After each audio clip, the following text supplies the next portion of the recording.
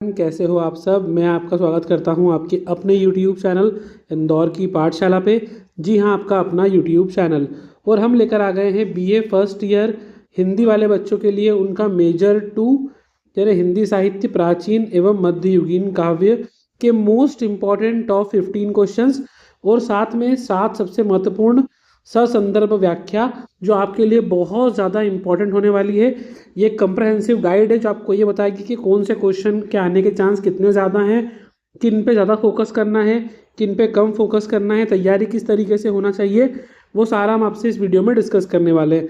तो जल्दी से वीडियो को लाइक कर दो, अपने सारे फ्रेंड्स कॉलेज ग्रुप्स में शेयर कर दो और अगर आप चैनल पर नए हो सब्सक्राइब करके बेल आइकन दबाना मत भूलना ताकि कोई वीडियो आपसे मिस ना हो। तो भाग एक संपूर्ण पाठ्यक्रम, यहाँ पर हम टॉप 15 क्वेश्चन डिस्कस करने वाले हैं। इकाई एक है भारतीय ज्ञान परंपरा। पहला क्वेश्चन बहुत इंपॉर्टेंट है। भारतीय ज्ञान परंपरा की अवधारणा स्पष्ट करते हुए मध्यकालीन हिंदी साहित्य में इसके महत्व को रेखांकित कीजिए। इसके आने के चांस बिल्कुल 100% है। आप मान के चलिए कि पेपर में क्वेश्चन आएगा ही आएगा। भारतीय ज्ञान परंपरा के बारे में हम ऑलरेडी पहले से जो हमारा भारत बोर्ड का पेपर था उसमें हमने डिस्कस किया था।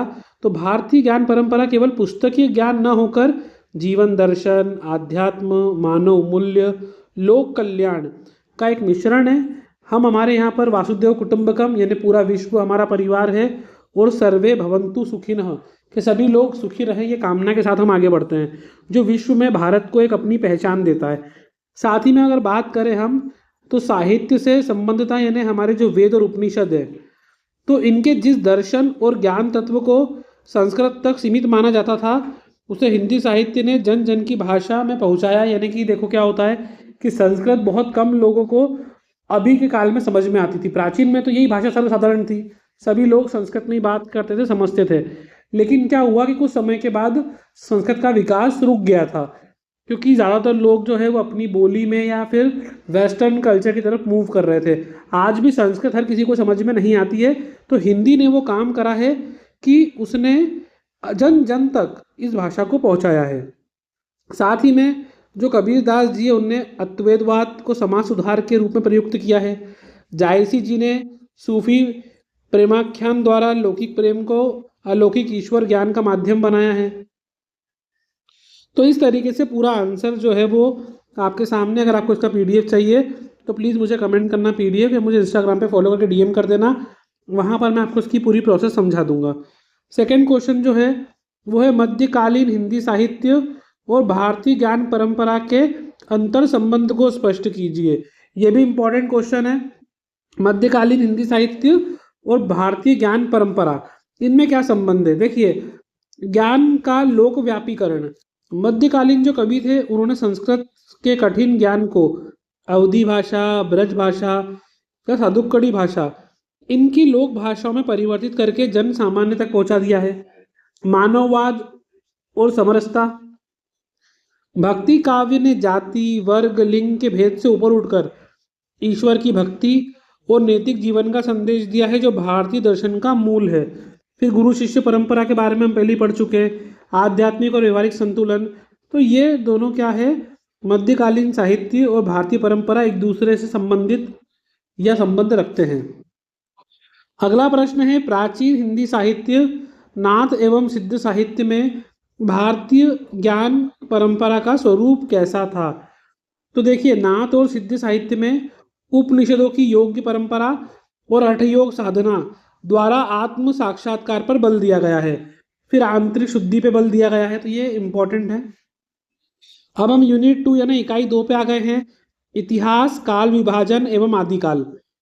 तो हिंदी साहित्य के काल विभाजन एवं नामकरण की प्रमुख समस्याओं पर प्रकाश डालिए। बिल्कुल इसके 100% चांस है एग्जाम में आने के लिए। देखिए, जिनके आगे 100% लिखा है वो इसलिए लिखा है क्योंकि लगभग ये सारी यूनिवर्सिटी की एग्जाम में आए हुए क्वेश्चन है। देखिए, वीडियो को बनाने में टाइम लगता है क्योंकि एक एक सिलेबस को एनालिसिस करने के बाद और काफ़ी सारे पेपर को चेक करने के बाद अंदाज़ा लगता है कि कौन सा एग्जाम में आने के चांस ज़्यादा है क्वेश्चन। तो इसका आंसर है नामकरण का आधार। विद्वानों ने काल का नामकरण ऐतिहासिक घटना, साहित्यिक प्रवृत्ति और रचनाकार के आधार पर किया है, जिससे सर्वसम्मति बनाना कठिन रहा। इसके बाद आदिकालीन नामकरण संबंधित मतभेद भी हुए। आचार्य रामचंद्र शुक्ल ने वीर गाथा काल नाम दिया, तो राहुल कात्यायन ने सिद्ध सामंत काल, महावीर प्रसाद द्विवेदी ने बीजोपन काल, ऐसे अलग अलग नाम दिए गए और हजारी प्रसाद द्विवेदी ने इनको आदिकाल नाम दिया। तो क्या अलग अलग नाम का प्रॉब्लम भी आया है, ये क्यों आया है, इंपॉर्टेंट क्वेश्चन है। नेक्स्ट क्वेश्चन है, आदिकाल साहित्य यानी वीर गाथा काल की प्रमुख प्रवृत्तियों का वर्णन कीजिए। देखिए, वीर गाथा काल की विशेषता बताना है, सिंपल सी बात है। तो नाम ही वीर गाथा काल है, तो इस काल में वीर रस की प्रधानता थी। जो भी कवि होते थे उनके काव्य में वीर रस देखने को मिलता था। उसमें युद्धों का सजीव वर्णन होता था। आश्रयदाताओं की अतिशयोक्तिपूर्ण प्रशंसा, अतिशयोक्ति का मतलब होता है बड़ा चढ़ा के प्रशंसा करना, यानी कि जो राजश्रय कवि होते थे, जो राजा के दरबार में रहते थे, राजा उनको आश्रय देते थे, तो राजा की प्रशंसा वो बड़ा चढ़ा के करते थे। वीर एवं श्रृंगार रस का प्राधान्य, इस काल में अधिकतर वीर रस और श्रृंगार रस का महत्व रहा है। इसकी कुछ रचनाएं जैसे कि आपने पृथ्वीराज रासो पढ़ी होगी चंद्रवरदाई की, बिसल देव रासो पढ़ी होगी। एक चीज ध्यान रखना, डिंगल पिंगल भाषा का प्रयोग, यानी कि अपभ्रंश और राजस्थानी के मिश्रण को डिंगल और अपभ्रंश और ब्रज के मिश्रण को पिंगल कहते हैं, यानी राजस्थानी और ब्रज भाषा का मिश्रण था। अब चंद्रवरदाई की पृथ्वीराज रासो तथा गोरखनाथ की काव्य विशेषताओं का तुलनात्मक विश्लेषण कीजिए। देखिए, चंद्रवरदाई जो थे उनका जो काव्य था वो सामंती वैभव, युद्ध और प्रेम पर केंद्रित था, लेकिन वहीं पर जो गोरखनाथ थे उनका काव्य हठयोग, मन पर नियंत्रण, वैराग्य पर आधारित था। पृथ्वीराज रासो में वीर रस और श्रृंगार रस प्रधान है, जिसे मैंने आपको ऊपर बताया। वहीं गोरखनाथ की वाणी में शांत रस और योग साधना की गंभीरता है। देखिए, मैं आपको शॉर्ट में समझा रहा हूँ, डिटेल में आपके पास जो नोट्स आप उससे पढ़ सकते हैं, या फिर आप जो है गूगल एआई वगैरह का भी यूज कर सकते हैं। नेक्स्ट क्वेश्चन है, इकाई 3 भक्ति काल निर्गुण भक्ति काव्य। देखिए, भक्ति काल को जो है ना मेनली 2 पार्ट में डिवाइड करा है। जो हमारा भक्ति काल है इसको 2 पार्ट में डिवाइड करा है। एक है निर्गुण भक्ति धारा और एक है सगुण भक्ति धारा। निर्गुण वाले जो है ना वो मूर्ति पूजा वगैरह में विश्वास नहीं रखते थे। सगुण भक्ति धारा वाले मूर्ति पूजा में विश्वास रखते थे। तो यहाँ पर आपसे पूछा है, संत कबीर दास की सामाजिक चेतना एवं उनके समाज सुधारक रूप की विवेचना कीजिए। यहाँ कबीर दास जी के बारे में आपको बताना है। तो युग दृष्टा समाज सुधारक, कबीर दास न केवल एक भक्त और कवि ही नहीं, बल्कि उन्होंने समाज को सुधारने के लिए भी कई रचनाएं लिखी है। उन्होंने समाज में जो रूढ़ियां, पाखंड या अंधविश्वास था उन पे कड़ा प्रहार किया है। धर्म के नाम पे जो लोग पाखंड रचते हैं उनका विरोध करा है। जाति पाति का विरोध करा है। इनकी रचना है जाति पाति पूछे न कोई, हरि को भजे सो हरि का होई। ये इनकी रचना दिखाती है कि जात पात में विश्वास नहीं रखते हैं ये। नेक्स्ट है, जायसी के पद्मावत के आधार पर उनकी प्रेम भावना और रहस्यवाद को समझाइए। देखिए, मलिक मोहम्मद जायसी जो है ना उनकी रचना है पद्मावत, तो उसमें सूफी प्रेम आख्यानक परंपरा है। मलिक मोहम्मद जायसी निर्गुण प्रेमाशयी शाखा के कवि हैं। उनका पद्मावत सूफी दर्शन पर आधारित है। फिर मान सरोदक खंड का रूपक, तो मान सरोवर जल स्वच्छ हृदय का प्रतीक है। पद्मावती या परमात्मा और उनकी सखियों की जल क्रीड़ा लौकिक प्रेम के माध्यम से अलौकिक प्रेम की व्यंजना है। फिर भावनात्मक रहस्यवाद है उसके अंदर। तो इस तरीके से अगला क्वेश्चन है, संत रैदास की भक्ति भावना और सामाजिक दृष्टिकोण का परिचय दीजिए। बेटा, इनकी भक्ति जो थी वो दास्य भाव की थी। रैदास की भक्ति अत्यंत विनम्र, निष्काम और समर्पण से युक्त दास भाव की थी। वे ईश्वर को अपना स्वामी मानते थे और खुद को ईश्वर का दास मान के अपनी उनमें पूरा आश्रय से मन में विश्वास रख के ईश्वर की पूजा करते थे। इसके बाद इनकी रचना देखिए, प्रभु जी तुम चंदन हम पानी, जाकी अंग अंग बास समानी, यानी इसमें अद्वैतवाद चिंतन भी देखने को मिलता है। नेक्स्ट है सगुण भक्ति काव्य। सगुण भक्ति काव्य जो मूर्ति पूजा में विश्वास रखते थे, ईश्वर के साकार रूप की पूजा करते थे। इसमें मेन है 2 लोग, एक तो तुलसीदास जी, सूरदास जी, वो मेन है, मीराबाई भी है। तो गोस्वामी तुलसीदास जी के काव्य में समन्वय की भावना का मूल्यांकन कीजिए। बिल्कुल इसके आने के बहुत ज़्यादा चांस हैं।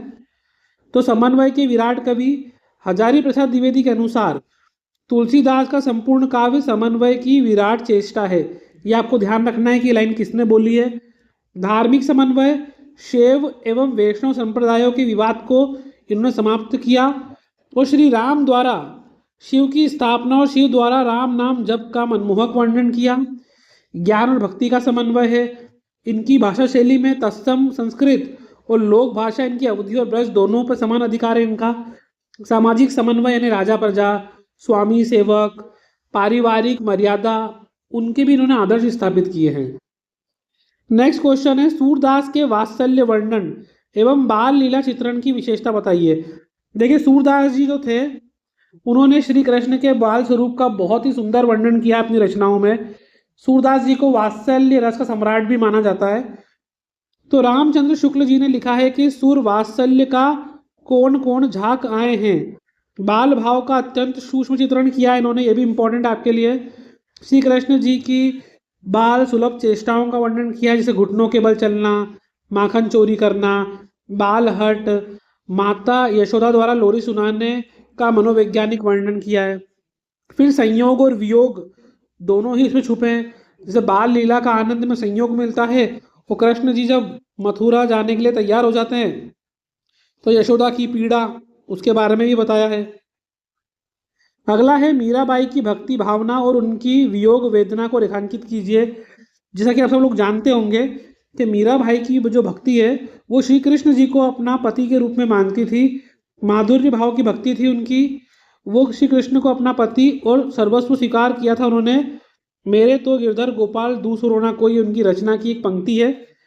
अनन्य समर्पण, उन्होंने अपना पूरा जो राशि सुख था, सुविधा थी, लोक लाभ सब त्याग दिया था और साधु संत में भजन गाना शुरू करा था। उनकी भक्ति की ये पराकाष्ठा है। तीव्र वियोग वेदना, हेरी में तो दर्द दीवानी, महारो दर्द न जानिया कोई, ये उनकी रचना है, उनकी लाइन है जो बताती है। फिर सामाजिक विद्रोह, तात्कालीन स्त्री परतंत्रता और पितृ सत्तात्मक नियमों को चुनौती दी थी उन्होंने, क्योंकि उस ज़्यादा समाज में पुरुष प्रधान समाज था उस समय पे।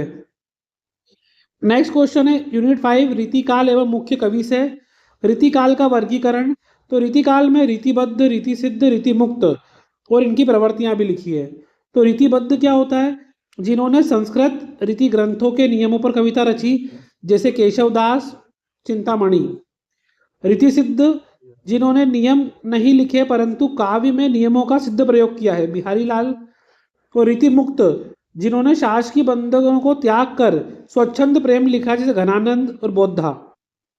इसके बाद अगला है बिहारी के काव्य में गागर में सागर भरने की कला का सदोहारण यानी उदाहरण सहित वर्णन करना है आपको। तो जो बिहारी जी थे इन्होंने बिहारी सत्सई भी लिखी है। तो गागर में सागर मतलब कम शब्दों में गहरी बातें करना। तो सुक्ति शैली के धनी बिहारी जी के दोहे जैसे छोटे छंद में विशद भाव और गहन अर्थ को पिरोने में सफलता पाई है। त्रिवेणी संगम, बिहारी सत्सई में भक्ति भी है, नीति भी और श्रृंगार है, तीनों का समन्वय देखने को मिलता है। और समाज शक्ति और बिंब विधान, सत्सैया के दोहरे ज्यों नावक के तीर, देखन में छोटे लगे वेद सकल शरीर। मतलब ये बता रहे हैं कि किस तरीके से कम शब्दों में वो ज्यादा व्याख्यान कर सकते थे। नेक्स्ट है महाकवि भूषण के वीर काव्य एवं घनानंद के रीतिमुख के स्वच्छ छंद का मूल्यांकन कीजिए। तो यहाँ भूषण जी के बारे में बताया, घनानंद जी के बारे में बात है। भूषण जी राष्ट्रवीर काव्य और घनानंद जी रीतिमुक्त स्वच्छंद काव्य। भूषण जी के बारे में बात करें अगर, तो श्रृंगारी युग में भूषण ने छत्रपति शिवाजी और छत्रसाल की वीरता का ओजस्वी वर्णन कर राष्ट्र चेतना को जगाया, यानी देश के अंदर उन्होंने वीरता का प्रवाह डाला है। वहीं जो घनानंद जी है वो दरबारी कृत्रिमता को त्याग कर हृदय की सच्ची और स्वाभाविक प्रेम पीड़ा व्यक्त की है। अब ये थे टॉप 15 क्वेश्चन। अब मैं आपको कुछ बताने वाला हूँ, संदर्भ व्याख्या करने को भी आपको आ सकते हैं, तो आप देख सकते हैं एक बार। देखिए इसमें ये गोरखनाथ गोरबानी का संदर्भ व्याख्या, ये अवधू बेलिया तत्व विचारा, ये इंपॉर्टेंट है, ये आपको कर लेना है एक बार अच्छे से। सेकंड है संत कबीरदास जी कबीर ग्रंथावली गुरुदेव को अंग, इसमें है सतगुरु सांचा सूरीवाह ताते जुजार न कोई, मारिया बणजू एक करी अंतरी रम्या समई, इसका भी आपको संदर्भ प्रसंग सहित व्याख्या करना है। थर्ड है मलिक मोहम्मद जायसी जी पद्मावत मान सदोरक खंड का संदर्भ व्याख्या। एक दिवस पुण्यो तिथि आई सब सभी मिली मान सरोवर गई। फोर्थ जो है गोस्वामी तुलसीदास जी की विनय पत्रिका से है। तू दयालु दीन हो तू दानी हो भिकारी होम प्रसिद्ध पात्र की तू पापम पुंजहारी। देखिए थोड़ा बहुत अगर मात्रा की मिस्टेक हो तो टाइपिंग वगैरह एरर हो सकती है, बट आपको ये आपकी जो भी सीरीज हो किताब हो गाइड हो उसमें मिल जाएगा। नेक्स्ट है सूरदास जी का सूर सागर बाल लीला से। मैया मोही दाऊ बहुत खिजायो मोसो कहत मोल को लीहो तू जसुमती कब जायो। देखिए ये तो सुना ही होगा आपने, काफ़ी आसान है। जब वो श्री कृष्ण जी माता यशोदा से बलदाऊ की शिकायत करते हैं उसके बारे में है। इसके बाद है महाकवि बिहारी लाल का बिहारी सस्सई से। मेरी भव बाधा हरो राधा नागरी सोई जा तन की झाई परे श्यामू हरिदुति होई। और लास्ट है सेवंत महाकवि भूषण जी शिवराज भूषण। इंद्र जिमी जम्ब पर वांडव सुवंब पर रावण संदंब पर रघुकुल राज है। ये आपको एग्जाम में देखिए आ सकता है। तो ये टॉप 7 मैंने आपको संदर्भ ससंदर्भ व्याख्या के भी क्वेश्चन दे दिए हैं, क्वेश्चन आंसर भी दे दिए। आई होप वीडियो आपको अच्छा लगा होगा। अच्छा लगा तो लाइक कर दो, अपने सारे दोस्तों में शेयर कर दो और सब्सक्राइब करके बेल आइकन दबाना मत भूलना।